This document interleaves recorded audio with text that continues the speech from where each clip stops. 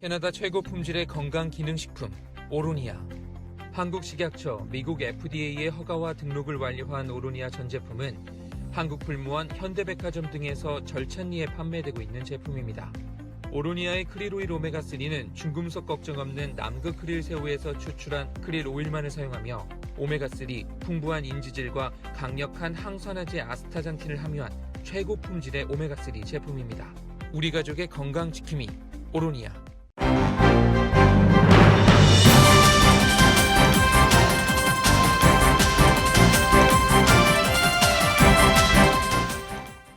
조지아주 애틀란타에서 마사지 업소들을 대상으로 연쇄 총격 사건이 발생해 한인 4명을 포함해 8명이 숨졌습니다. 애틀란타뿐 아니라 전국이 충격에 빠졌습니다. 특히 애틀란타 한인 사회는 크게 술렁이고 있습니다. 한인들은 아시아계 주민을 노린 증오범죄가 아닌지 우려하고 있습니다. 총격 사건의 용의자인 로버트 에런롱 21세 백인 남성이 체포됐습니다. 구체적인 동기와 개인 정보는 드러나지 않은 가운데 증오범죄 가능성을 놓고도 수사가 진행 중입니다. 백악관도 아틀란타 총격 사건을 보고받았습니다. 수사당국은 어떠한 가능성도 배제하지 않고 수사하겠다고 밝힌 가운데 연방수사국 FBI가 지원에 나섰습니다. 지난 주말 LA 카운티와 오렌지 카운티에 이어 캘리포니아주에서 10곳 이상의 카운티가 레드 등급으로 코로나 바이러스 등급이 완화됐습니다. 한편 캘리포니아주 전체 인구 80% 이상이 거주하고 있는 지역이 레드 등급으로 완화되면서 경기 회복에 대한 기대감과 재박산 우려가 함께 공존하고 있습니다. LA 카운티의 코로나 바이러스 관련 수치가 지속적으로 하락하면서 4월에는 코로나 바이러스 등급이 오렌지 등급으로 완화될 기대가 커지고 있습니다. 디즈니랜드와 유니버셜 스튜디오가 다음 달 재개장을 앞두고 있습니다. 타주 관광객은 입장을 허용하지 않는다고 밝혔습니다. 온타리오 지역에서 불꽃놀이에 의한 대규모 폭발이 일어나 2명이 숨졌습니다. 오늘 세인트 패트릭스 데이를 맞아 고속도로 순찰 대와 LAPD가 대대적인 음주운전 단속에 나섭니다. 조 바이든 행정부 출범 이후 미국에 입국하는 중미 출신 이민자들이 20년 만에 최대 규모인 것으로 나타났습니다. 지난해 대선에서 러시아 정부가 트럼프 대통령의 당선을 위해 정보 공작을 벌였다고 CNN이 국가정보국을 이용해 보도했습니다.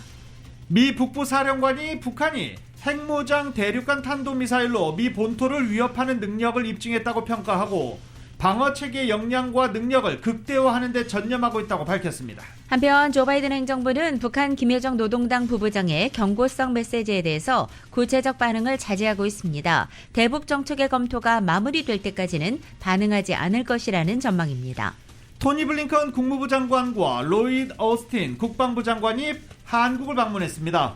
블링컨 국무장관은 한국에 도착 직후 한미 동맹은 강력하다고 강조했습니다. 한국토지주택공사 LH 직원들이 구입한 경기도 시흥시 과림동에서 투기로 의심되는 거래 37건이 추가로 드러났습니다.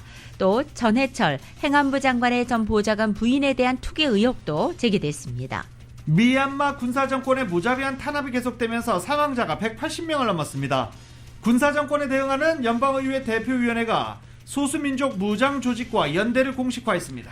타이거우즈가 교통사고 3주 만에 퇴원해서 플로리다 집으로 돌아갔습니다. 그동안 응원해준 많은 이들에게 감사하다는 메시지를 전했습니다. LA 레이커스가 미네소타와의 경기에서 137대 121로 승리했습니다. 한편 레이커스의 르브론 제임스는 메이저리그팀 보스턴 레드삭스의 공동 구단주가 됐습니다. 샌디에고의 김하성 선수가 시범 경기에서 첫 타점을 기록했고 첫 실책도 함께 기록했습니다. 오늘 뉴욕 증시는 혼조세를 보이고 있습니다. 원달러 환율은 1130.2원으로 마감했습니다. 남가주 오늘 부분적으로 약간의 구름이 지나겠고 한인타운의 낮 최고 기온은 66도로 예상됩니다. 이 시간 주요 뉴스는 공항에서부터 목적지까지 모바일 체크인과 첨단 공기순환 시스템을 통해 안전한 기내 환경과 여행을 제공하는 아시아나항공 제공입니다. 여러분 안녕하십니까? 김윤정입니다. 안녕하십니까? 유지승입니다. 2021년 3월 17일 수요일 라디오솔 모닝뉴스 2부입니다. 애틀란타 지역 현재 아침 방송 연결해 보겠습니다.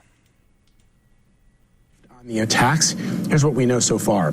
21-year-old Robert Aaron Long was taken into custody. Police say video evidence led them to believe he was behind the shootings at 3 different spas in the Atlanta metro area last night.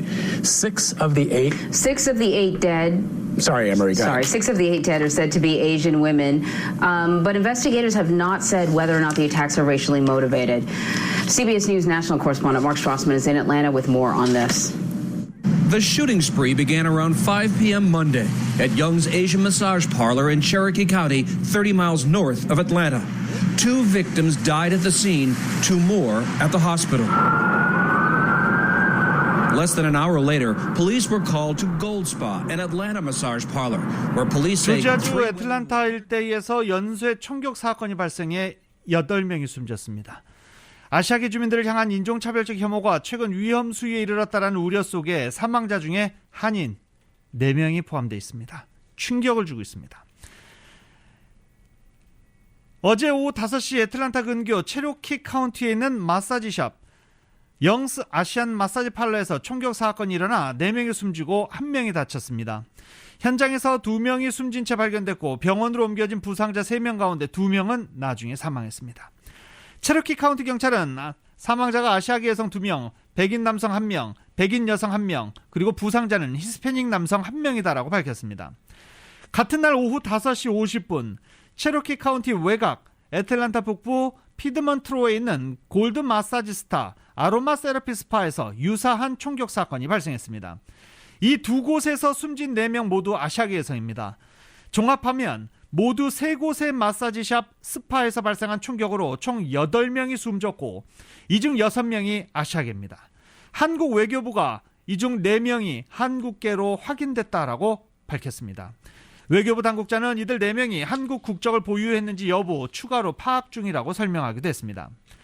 이번 연쇄 총격 사건의 유력한 용의자 20대 백인 남성 체포됐습니다. 범행 동기는 밝혀지지 않았지만 아시안들을 겨냥한 증오범죄가 아니냐는 관측이 제기되고 있습니다. 체로키 경찰은 기자회견을 통해서 범행 동기를 캐는데 수사력을 모으고 있다며 어떤 가능성도 배제하지 않을 것이라고 밝혔습니다.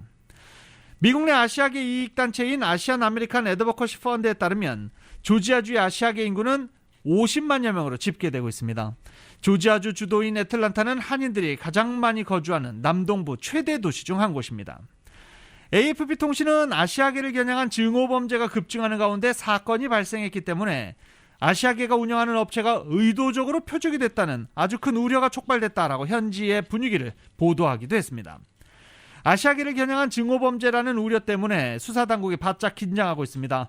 하지만 애틀란타 경찰은 증오범죄로 판단하기에는 아직 이르다라는 입장을 조금 전 밝혔습니다. 들으신 대로 이번 총격 사건은 아시아계를 노린 증오범죄가 아니냐는 지적이 계속해서 나오고 있습니다. 수사당국은 이 어떤 가능성도 배제하지 않고 수사를 하겠다고 밝힌 가운데 FBI 역시 지원에 나섰습니다. YTN입니다. 사망자 대부분은 아시아계였습니다. 첫 총격이 발생한 마사지샵도 아시안이란 이름이 들어있었습니다. 1시간 뒤 벌인 2차 총격 장소도 아시아계가 운영하는 마사지샵들이었습니다. 한 개 업소가 아니라 여러 곳의 업소, 그리고 아시안들이 운영하는 업소, 체로키 카운티 업소는 중국계가 운영하는 업소로 확인이 됐습니다.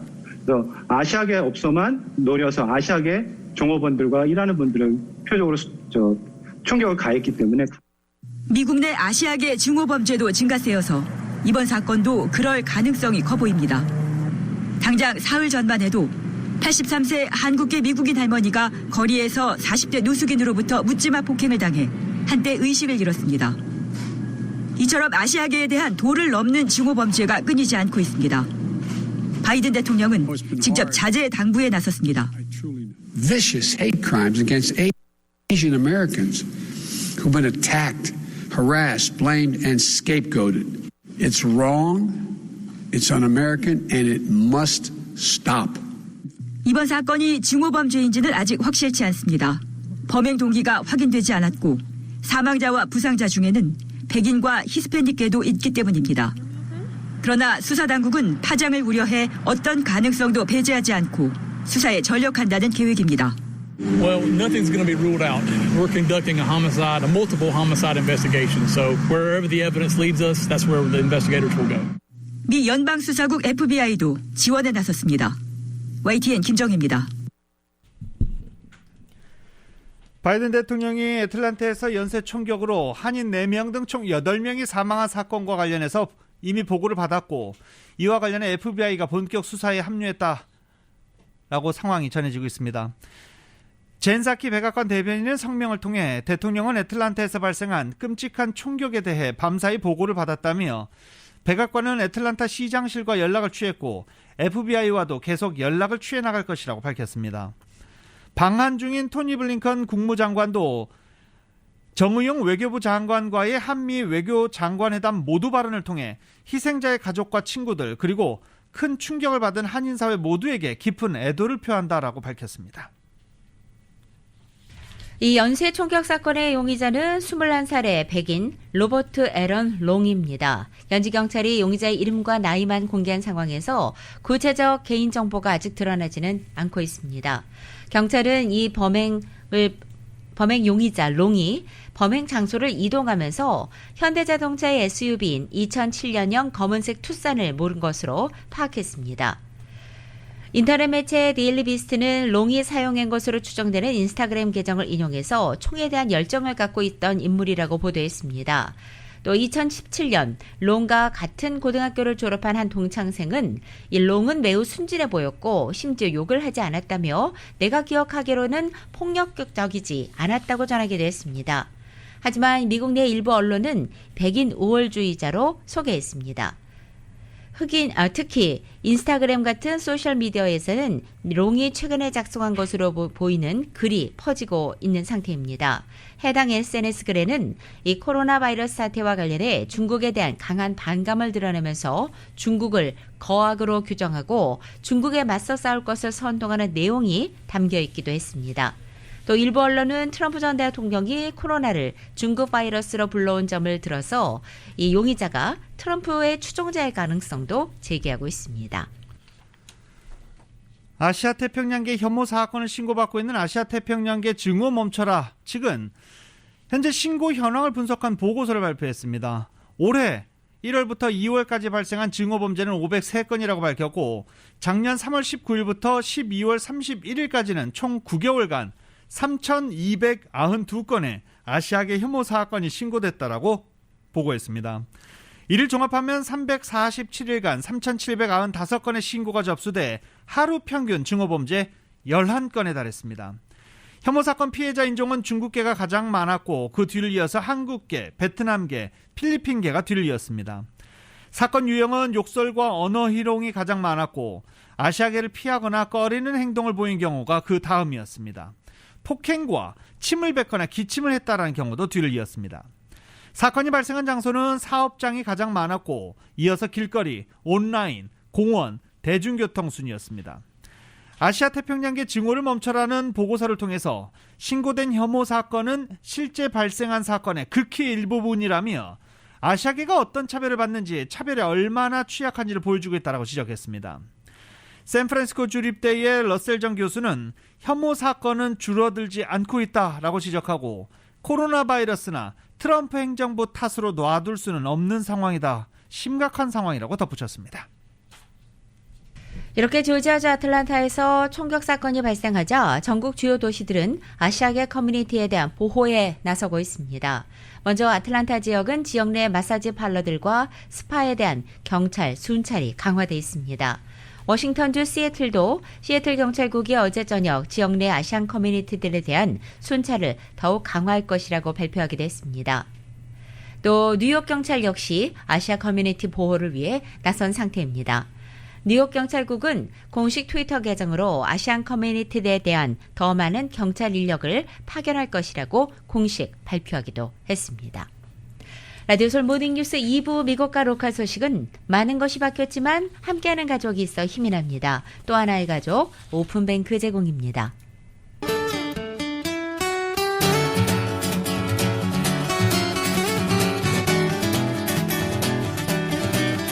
3월 17일 수요일 남가주의 날씨입니다. 남가주 오늘 부분적으로 구름 지나겠고 낮 기온은 어제보다 4~5도가량 오르겠습니다.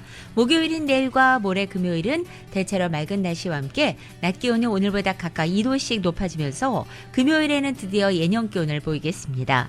하지만 주말인 토요일의 낮 기온이 전날보다 3, 4도가량 다시 내려앉겠고 이렇게 서늘한 낮 기온은 다음 날인 일요일과 다음 주 월요일까지는 계속되겠습니다. 하지만 다음 주 화요일부터는 맑고 포근한 날씨가 시작되겠습니다. LA 한인타운의 오늘 낮 최고 기온 66도, 밤 최저 기온은 49도로 예상되고 오렌지 카운티 지역은 68도, 48도, 밸리와 일랜드 엠파이어 지역은 67도, 42도, 해안 지역은 62도, 48도 예상됩니다. 한국은 오늘 전국이 대체로 흐린 날씨에 서울의 오늘 아침 최저 기온이 43도, 낮 최고 기온은 65도 예상됩니다. 라디오 서울 모닝뉴스 2부 이 시간은 1250만 불, 교통사고 최고 보상, 교통사고 전문 천재 변호사 리차드 호프만, 메디케어 시니어를 위한 전문의 허가가 아주 빠른 한인 최고 최대의 서울 메디칼 그룹, 37MPG의 강력한 스토리텔링 머신, 2021 기아 소렌토 터보 하이브리드, 비즈니스의 나이스샷, 2021 LPGA 휴즈레어 프레미아 LA 오픈 공식 후원 한인은행, CBB뱅크 공동 제공입니다.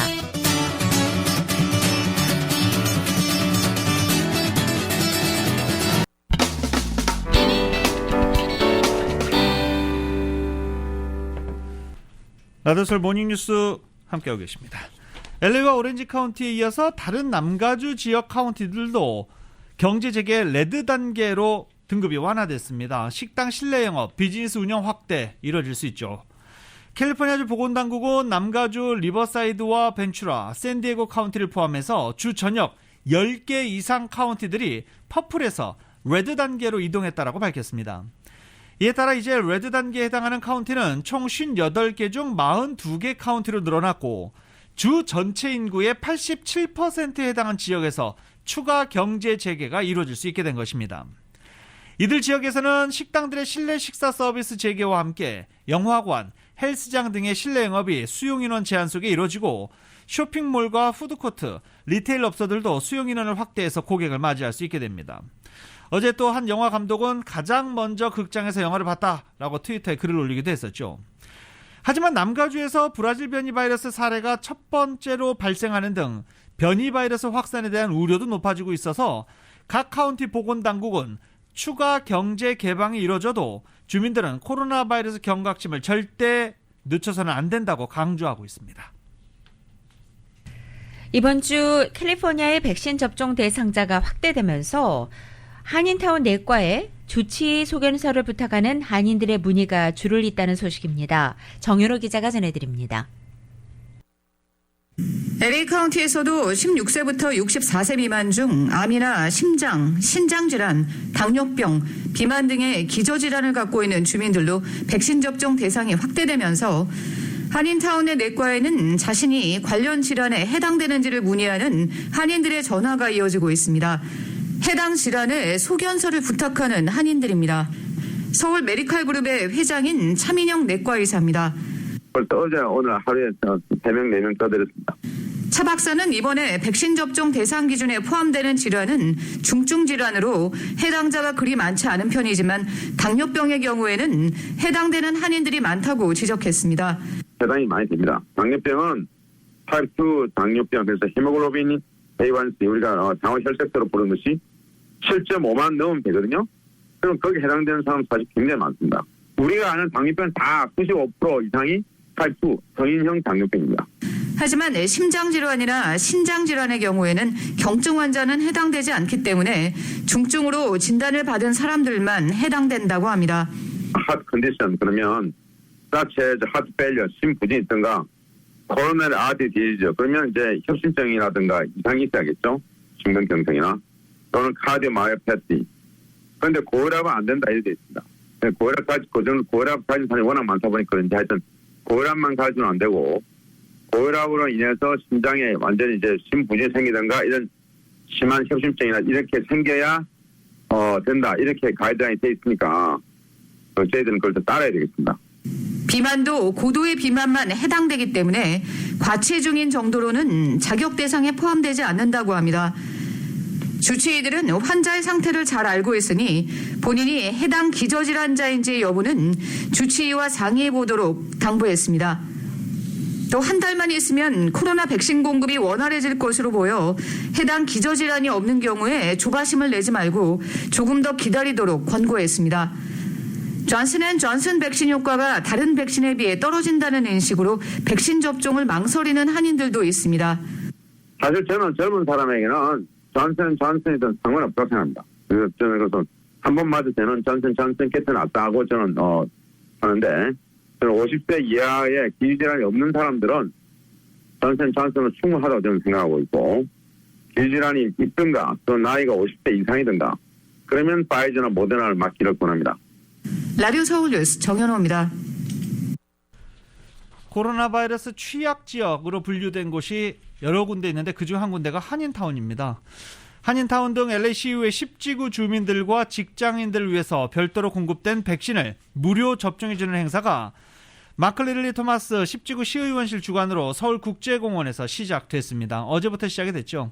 서울국제공원 매년 축제가 열리는 그곳입니다. 서울국제공원에서 시작된 코로나 바이러스 백신 무료 접종 행사에는 한인타운에서 백신을 맞으려는 65세 이상의 노인과 필수업종 종사자 등이 몰려서 큰 혼잡 보이는 것 같았지만 질서정연하게 백신 접종이 잘 이루어졌습니다. 필수업종 종사자들은 관련 서류를 지참해야 합니다. 이번 접종은 오는 20일 이번 주 토요일까지 무료로 이루어지고요. 전화로 예약해야 합니다. 전화번호는 323-596-7269번 323-596-7269번으로 하면 됩니다. 미국의 제약회사 모더나가 어린이를 대상으로 한 코로나 백신 임상 시험에 착수했습니다. 모더나는 생후 6개월부터 11살까지 어린이를 대상으로 미국과 캐나다에서 임상시험에 들어간 것입니다. 이번 임상시험은 어린이 6,750명을 대상으로 2단계로 나뉘어서 실시됩니다. 모더나는 어린이들에게 백신의 투약량을 각각 다르게 접종하고 안전성과 면역 체계 반응을 살핀다는 계획입니다. 이번 임상시험에는 연방보건부와 국립알러지 전염병 연구소도 참여하게 됩니다.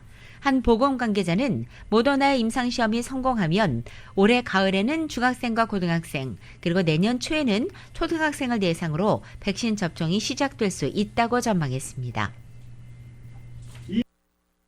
코로나 바이러스 백신을 접종한 경우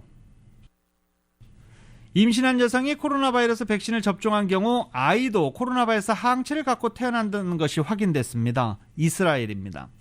예루살렘 하다사 메디컬 센터 연구진은 코로나 바이러스 백신을 접종한 여성이 낳은 40명의 신생아를 검사한 결과 충분한 수준의 항체를 보유한 것으로 확인됐다고 밝혔습니다. 연구를 위한 혈액 샘플은 신생아 탯줄에서 채취했고 임신부들이 맞은 백신은 모두 파이자였던 것으로 알려졌습니다. 연구를 주도한 메디컬 센터 울프 과장은 코로나 바이러스 백신을 맞은 엄마 뱃속의 아기에게 면역을 물려준다는 중대한 발견을 했다라고 의미를 부여했습니다. 울프 과장은 아기가 물려받은 항체가 감염을 막는지는 아직 확인 못했고 그런 기능을 할 것으로 확신한다라고 덧붙이기도 했습니다. 또 아이가 얼마 동안 항체를 유지하는지도 연구에 포함되지 않았습니다.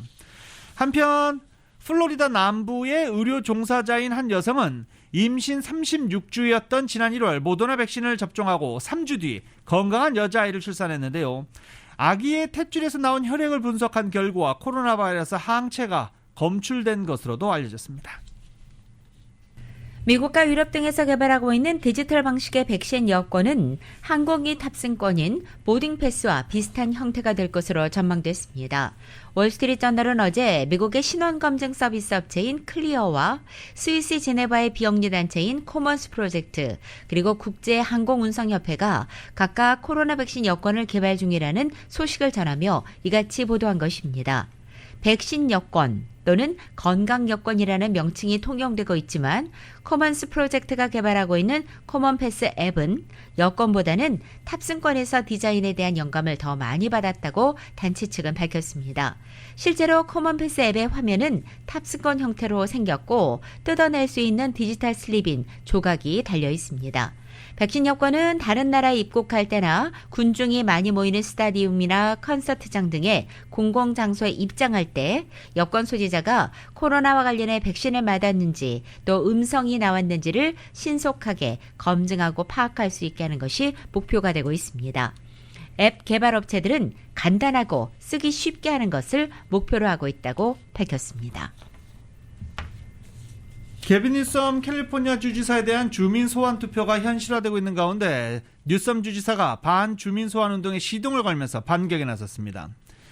뉴섬 주지사는 자신을 끌어내려는 주민 소환 운동을 비판하는 신규 캠페인을 시작했다라고 CNN이 어제 보도했습니다. 뉴섬 주지사는 주민 소환 운동이 반백신주의자와 마스크 반대론자, 극우 음모론 단체 큐어는 반이민주의자 등이 트럼프 전 대통령 지지자들이 지원하는 공화당 주도의 운동이라고 주장했습니다. 공화당의 리콜을 멈춰라란 슬로건 아래 개설된 홈페이지는 후원금 기부를 요구하고 이 운동을 권력 창탈이라고 비방하는 30초짜리 광고도 함께 실어놨습니다. 반소환 운동에는 민주당의 거물급 인사들도 이름을 올렸습니다. 엘리자베스 워런, 코리 부커, 버니 샌더스 상원 의원과 투표 권리 활동가인 스테이스 에이브럼스 등도 지지자로 나서기도 했습니다. 조 바이든 대통령도 게빈 뉴섬 캘리포니아 주지사 축출 활동에 반대한다고 젠 사키 백악관 대변인이 이미 밝힌 바 있습니다. 뉴섬 주지사에 대한 소환운동은 작년 말부터 시작됐습니다. 코로나 바이러스 확산 억제를 위해 시행한 규제 조치에 대한 분노가 이 운동을 부채질했고, 여기에 저명한 공화당 인사들이 운동의 조직화와 자금 조달을 전력을 다해 지원하면서 탄력이 붙었습니다. 들으신 대로 게빈 뉴섬 캘리포니아 주지사가 정치위원회를 구성해 주지사 자리를 지키기 위한 본격적인 방어 준비에 돌입한 가운데 현재 소환을 적극 추진하고 있는 공화당의 보수 성향 시민단체들의 바람과는 달리 캘리포니아주 다수 여론은 게빈 뉴섬 주지사 소환을 지지하지 않는 것으로 조사됐습니다. KTLA 방송이 어제 공개한 여론조사 결과 뉴섬 주지사 소환을 지지하는 캘리포니아 주민은 38%에 그쳤고 자리를 지켜야 한다고 응답한 주민은 42%로 나타났습니다. 그리고 18.9%는 아직 결정하지 못했다고 답했습니다. 그리고 6.1%는 이 투표에 참여하지 않겠다고 응답했습니다. 온타리오 지역 주택에서 대규모 폭발 사고가 발생해 2명이 숨졌습니다. 이 폭발 연기가 멀리 떨어진 곳에서도 확인될 정도로 대규모 폭발이었습니다. 온타리오 소방국에 따르면 어제 오후 12시 30분 온타리오 지역 400 웨스트 프랜시스 스트릿에 위치한 주택에서 대규모 폭발이 일어난 뒤 화재가 발생해 대형 연기가 공중으로 피어올랐습니다. 수사당국은 폭발 현장에서 2명의 사망자를 발견했다고 밝혔습니다. 50여 명의 소방관들이 현장에 출동해 화재를 진압했고 사고 현장에서 상업용 폭죽이 대거 발견됐습니다. 경찰은 불법 불꽃놀이를 위해 모아놓은 폭죽이 터지면서 대형 폭발로 번진 것으로 보고 현재 조사를 진행 중이라고 밝혔습니다. 대형 폭발 충격으로 인근 주택들이 심하게 흔들렸고 유리창들 모두 박살났습니다. 또 폭발로 인한 연기가 수마일이나 떨어진 곳에서 보이는 등 여파가 상당히 컸습니다. LA와 롱비치 등이 히어로페이 지급을 의무화하는 조례를 통과시키면서 슈퍼마켓 업계 이에 반발해 법적소송으로 대응하고 있다는 소식입니다. 캘리포니아 내 슈퍼마켓 연합체인 가주 그로서스 어소시에이션 측이 롱비치 시를 상대로 히어로페이 철폐를 요구하는 소송을 제기했고 LA시를 상대로도 소송을 준비하는 것으로 알려져 있습니다.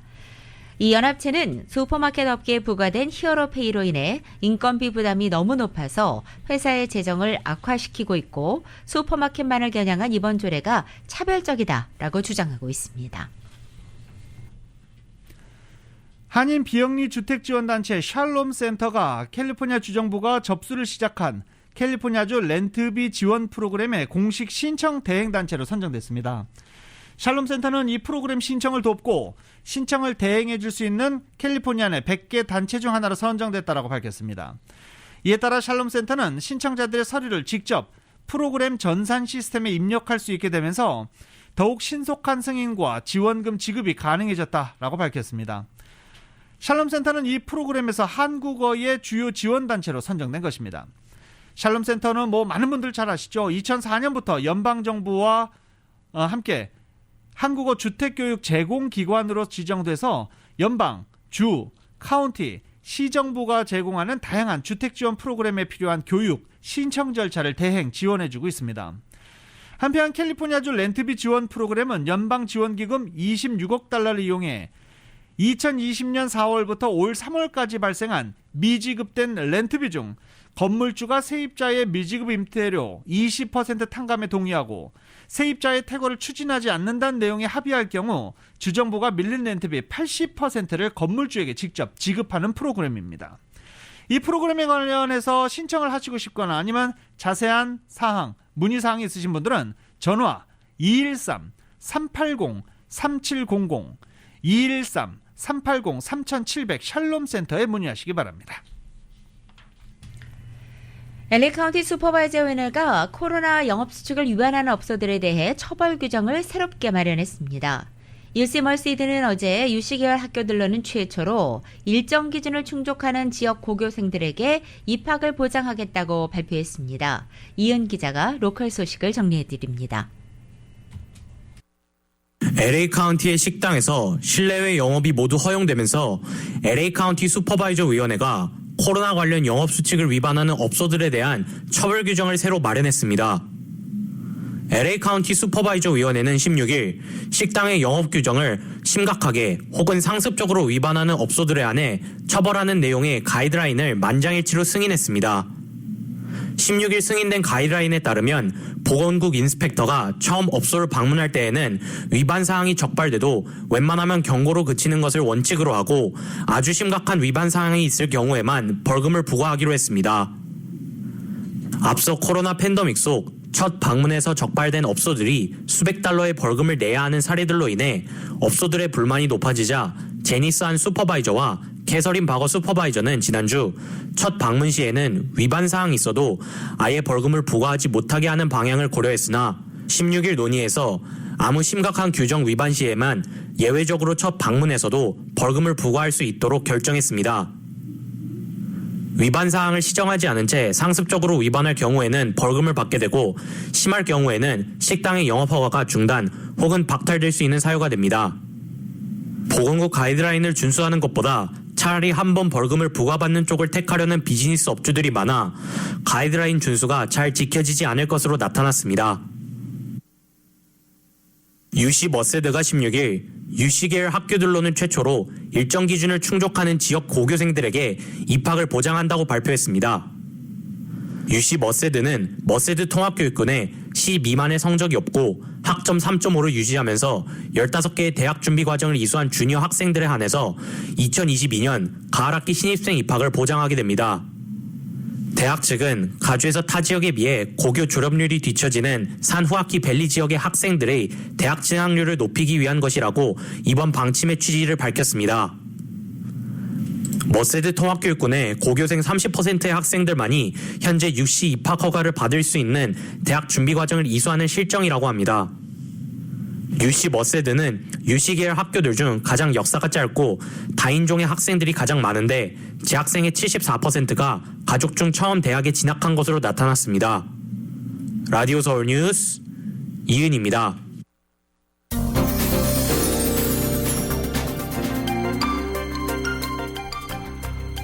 라디오 서울 모닝뉴스 함께하고 계십니다. 지역 소식 알아보겠습니다.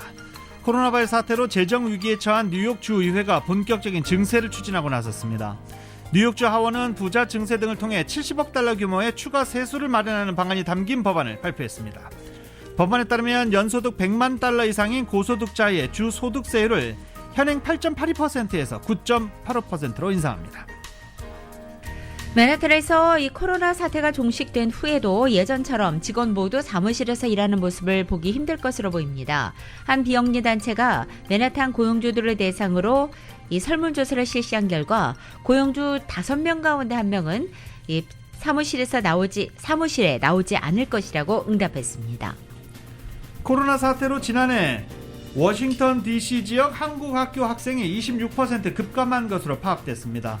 워싱턴 DC의 한국교육원이 최근 공개한 워싱턴 지역 한글학교 현황에 따르면 2021년 교육원 관할 한국학교 현황은 62개교 학생 2,829명, 교사 612명으로 파악됐습니다.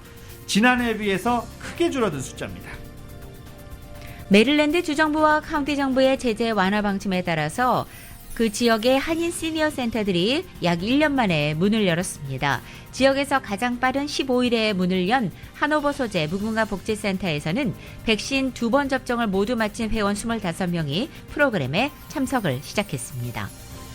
지난 2019년 한인 체크캐싱 업주를 미행해 강도 행각을 벌이다 총격 살해한 범인 일당 공범이 체포됐습니다. 조지아주 균액 카운티 셰리프국은 2019년 10월 슈가힐 지역의 주택 차고에서 한인 홍석기 씨를 살해한 일당 중 세 번째 용의자로 렌 롱쇼어를 체포했다라고 밝혔습니다. 샌프란시스코의 백신 우선 접종 지역에는 지난주에 있었던 캘리포니아 주정부의 발표에도 불구하고 여전히 백신 접종이 이루어지지 않고 있는 것으로 나타났습니다. 샌프란시스코에서 유일하게 백신 우선 접종 지역으로 선정된 두 군데의 집 코드 지역인 텐덜로인 지역과 트레저 아일랜드를 대표하는 제6지역은 여전히 빈곤하고 라틴계열 흑인이 많이 살고 있고 코로나 감염자가 많지만 이 트레저 아일랜드 백신 접종률은 8%로 샌프란시스코에서 가장 낮은 수치를 보이고 있습니다. 지난해 샌프란시스코의 고용 기회가 전년도 대비 50%가량 감소한 것으로 밝혀졌습니다. 지역 방송에 따르면 샌프란시스코 상공회의소 제이챙 경제정책 디렉터는 팬데믹이 시작된 이후 전체 사업장의 51%가 문을 닫았다라고 말했습니다. 예상했던 대로 코로나 팬데믹 기간 동안 그로서리 쇼핑을 많이 한 것으로 확인됐습니다. 특히 시애틀 지역 가구들은 코로나 기간 동안 그로서리 쇼핑이 평균 25% 이상 급증했습니다. 시장조사기관 닐슨의 분석 자료 결과 코로나 팬데믹이 시작된 지난해 2월부터 8월까지 시애틀 지역 가구당 한 주의 그로서리 쇼핑 중간 소비액이 $152 42센트로 집계됐습니다. 시애틀시를 관통하는 오로라 애비뉴, 놀스와 레이크시티웨이 등 시애틀이 포함된 이 워싱턴 주정부 소유 간선도로의 차량 운전 제한 속도가 5마일씩 하향됩니다. 5마일씩 하향 조정돼서 새로운 사인판이 모두 부착됐다라고 전해지고 있습니다. 하와이 주지사가 3월 11일자 보도자료를 통해 예산 절감을 위해서 정부 직원을 대상으로 고려됐던 무급 휴가와 정리해고 논의가 더 이상 필요하지 않게 됐다고 발표했습니다. 이게 주지사는 당시 적자를 메꾸기 위해서 인건비 절감을 필요할 있다고 언급한 바 있지만 주정부가 연방정부의 지원금 소식에 안도한 것입니다. 카우아이 카운티의 토드 레이버 경찰국장이 인종차별 행위로 징계위원회 회부됐습니다. 카우아이 경찰위원회에 따르면 레이버 국장은 일본계 직원의 승진이 누락된 사정을 설명하는 과정에서 눈을 가늘게 뜨고 일본식 억양을 흉내내는 그리고 또 목례를 하는 등 아시아계 주민들을 모욕적으로 묘사한 것으로 드러나고 있습니다.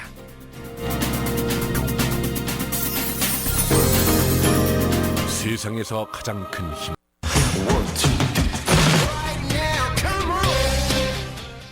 라디오솔 모닝뉴스 스포츠 시간입니다. 메이저리그 시범 경기 소식 먼저 좀 정리 좀 해보겠습니다. LA 다저스의 클레이튼 커쇼 이번에 시범 정규 시즌 개막전 선발 투수로 확정 발표가 됐죠. 자신의 커리어 9번째입니다. 그런데 어제 시범 경기에서 4이닝 동안 8안타, 그중에 홈런이 2방입니다. 볼넷 하나, 삼진 3개, 5실점으로 부진했습니다. 1회에는 선두타자 홈런 등 연타석 홈런을 얻어맞았고요. 2회는 아슬아슬 무사히 넘겼는데 3회 또 난타를 당하면서 3실점했습니다. 그래서 4이닝 5실점했습니다. 그리고 커쇼를 뒤이어서 나온 불펜 투수는 이번 시즌 초대형 계약을 맺은 트레버 바우어가 5회부터 마운드에 올랐습니다. 5회부터 9회까지 마운드에 올렸는데 기분 전환을 하려고 했던 다저스의 수뇌부 생각은 산산조각 났습니다. 5이닝 동안 3안타 2실점, 역시 실점 대율에 합류했고 어제 미러키와 경기가 진 다저스는 다저스의 원투펀치, 이 두 선수의 연봉만 놓고 보면 $7,000만. 이 두 선수가 나란히 출격해서 7실점하는 부진 속에서 미러키에게 2대7로 완패했습니다. 이렇게 원투펀치가 쓰러진 다저스 괜찮다. 그래도 여전히 월드시리즈 우승 후보 영순위입니다. 샌디에고의 김하성 선수가 시범 경기에서 첫 타점을 올렸습니다. 하지만 첫 실책도 기록했습니다. 김하성과 텍사스 양현정 선수 모두 이 주전 진입 전망이 밝지 않다는 소식입니다. KBS입니다. 1회 초 유격수로 출전한 김하성이 크게 바운드된 공을 잡아 1루로 던졌지만 송구가 빗나갑니다. 메이저리그 시범 경기 첫 실책. 김하성은 4회 말 적시타로 수비 실수를 만회했습니다. 상대 유격수가 땅볼을 놓쳐 행운의 안타가 됐고 첫 타점을 올렸습니다. 하지만 곧바로 2루 도루에 실패해 아쉬움이 남았습니다. 김하성은 시범 경기 20타수 3안타, 타율 1할 5푼에 머물러 있습니다. MLB.com은 개막전에서 김하성을 주전이 아닌 내야 후보로 분류했고 샌디에이고 지역 언론에선 마이너리그행 가능성까지 언급됐습니다. 경쟁자인 크로네너스, 가토 등이 시범 경기에서 맹활약을 펼치는 점도 악재입니다. 하지만 강정호도 메이저리그 진출 첫해 시범 경기 타율이 2할에 머물렀습니다. 또 팅글러 샌디에이고 감독도 김하성을 두둔해 앞으로의 활약에 따라 가능성은 열려 있습니다. 텍사스 양현종도 긍정적인 상황은 아닙니다. MLB.com은 양현종을 불펜 투수 자원으로 분류했고 텍사스 지역 언론은 아예 개막전 로스터에서 제외했습니다. 다만 우드워드 텍사스 감독은 양현종의 불펜으로서의 능력을 인정해 1군 불펜 투수로 시즌 개막을 맞을 가능성도 있습니다. KBS 뉴스 문영규입니다. 어제 LA 엔젤스가 오타니 선수 때문에 또 크게 웃었습니다. 시범 경기 2경기 연속 홈런포를 가동한 건데요. 어제 클리블랜드와의 경기에 나선 오타니 선수는 3타수 2안타 홈런 하나 2타점 2득점으로 활약을 했습니다. 엔젤스는 어제 클리블랜드를 17대 8로 대파했습니다. 올해 출전한 시범 경기에서 모두 안타를 터뜨리는 오타니, 타율이 지금 5할 7푼 9리입니다. 그리고 어제 홈런은 전광판 뒤로 넘어가는 초대형 홈런을 터뜨렸습니다. 상대는 아메리칸 리그 사이 영상을 수상했던 클리블랜드의 에이스 셰인 비버를 상대로 홈런을 터뜨렸습니다. 골프 황제 타이거 우즈가 차량 전복 사고 이후 약 3주 만에 퇴원해서 플로리다 자택으로 돌아갔습니다. 타이거 우즈는 자신의 소셜미디어에 오늘 아침 집에 돌아와 치료를 이어가겠다는 사실을 전하게 돼 기쁘다며 사고 이후에 보내준 많은 격려에 감사의 말씀을 드린다라는 글을 올리기도 했습니다. 타이거 우즈는 사고 한 차례 후 치료병원을 옮겼고 이번에는 자택으로 거처를 옮겨서 치료와 재활을 이어간다는 예정입니다. LA 레이커스가 어제도 기분 좋은 승리를 거뒀습니다. LA 레이커스는 어제 미네소타 팀볼브스와의 경기에서 르브론 제임스가 트리플 더블을 달성하면서 이틀 연속 트리플 더블을 달성한 르브론 제임스를 앞세워 137대 121로 미네소타 팀볼브스를 꺾었습니다. 뛰어난 팀이 아니기 때문에 이겼다고 그렇게 좋아할 그런 상황은 사실 아니긴 합니다. 르브론 제임스는 어제 25득점, 어시스트 12개, 리바운드 12개를 기록하면서 전날 골든스테이트 워리어스전에 이어서 이틀 연속 트리플 더블을 달성했습니다. 어제 트리플 더블을 달성하면서 개인 통산 99번째 트리플 더블을 달성했고 NBA 사상 5번째 트리플 더블 100회 달성을 눈앞에 두게 됐습니다. 이 NBA 트리플 더블 100회 이상을 달성한 선수는 로스카 오버슨, 러셀 웨스브룩, 매직 존슨, 제이슨 키드가 NBA에서 트리플 더블 100회를 달성한 선수들입니다. 5번째로 이름을 올리기에 딱 한 번 트리플 더블을 남겨놓고 있습니다. 농구 황제 마이클 조던은 트리플 더블 28회밖에 하지 못했습니다. 한편 르브론 제임스는 어제 또 다른 데에서 화제가 됐었죠. 메이저리그 팀 보스턴 레드삭스의 공동 구단주가 됐습니다.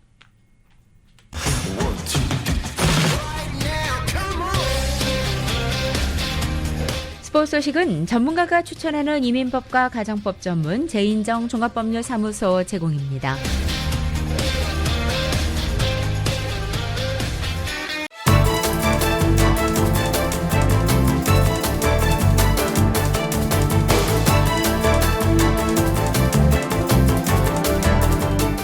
대한민국 생산자와 미국의 소비자가 직접 만나는 울타리몰. 중간 유통 단계를 싹 없앴습니다. 대한민국 정부가 보증하고 추천하는 최고 품질의 제품만을 판매합니다. 편리한 온라인몰과 LA, 라미라다, 토렌스 세 곳의 직매장에서 대한민국 프리미엄 농수산물을 합리적인 가격에 만나보세요. 울타리몰. 인터넷 검색창에서 울타리몰